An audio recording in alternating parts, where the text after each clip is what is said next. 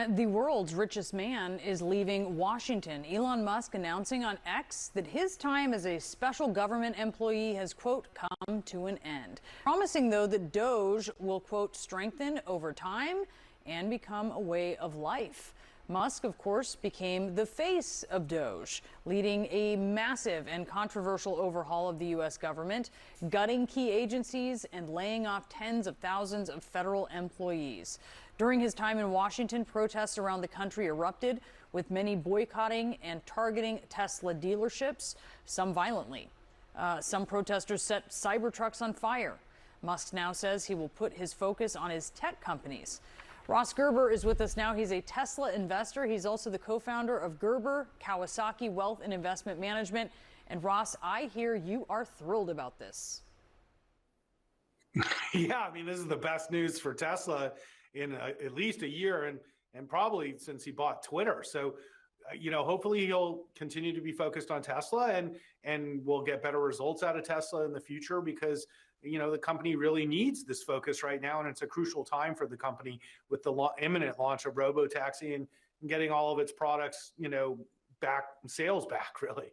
The damage to Tesla hasn't just been the lack of time that Elon Musk has spent on it. It's been reputational. Do you worry that the brand is permanently damaged by Elon Musk's political expeditions?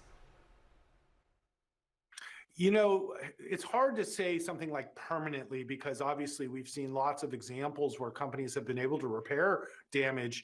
And, I think that it's solvable if Elon wants to solve the image issues and wants to make amends with its customers.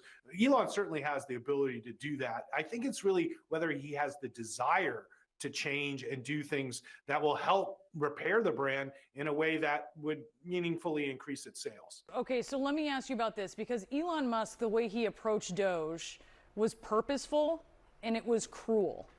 So, I mean, is there another example that you can think of that might approximate more what he has done here?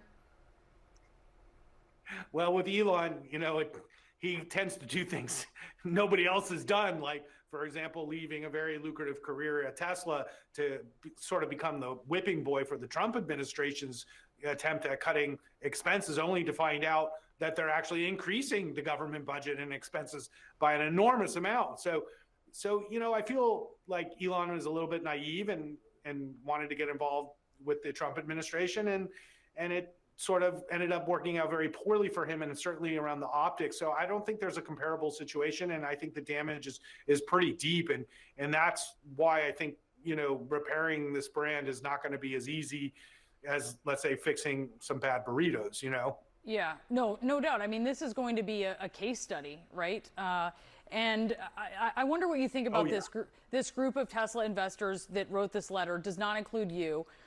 It urges Elon Musk to commit to at least 40 hours a week at Tesla, saying that his undivided attention is needed to repair Tesla's faltering sales and stock price volatility. Do you think that's the key? What do you think the key is? Well, I think the letter's kind of silly at best and sort of a desperate attempt to really change the discussion around the completely inept board of directors. See, the board of directors of Tesla should have been dealing with this from the start, even back to the Twitter days.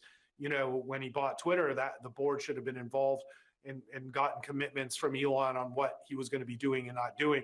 But to go in and say, oh, Elon, we want you to work 40 hours a week, you're talking about a guy who works 168 hours a week. He doesn't take days off, So it's almost laughable because when he's now refocused on Tesla, 40 hours would be an extremely light week for Elon typically.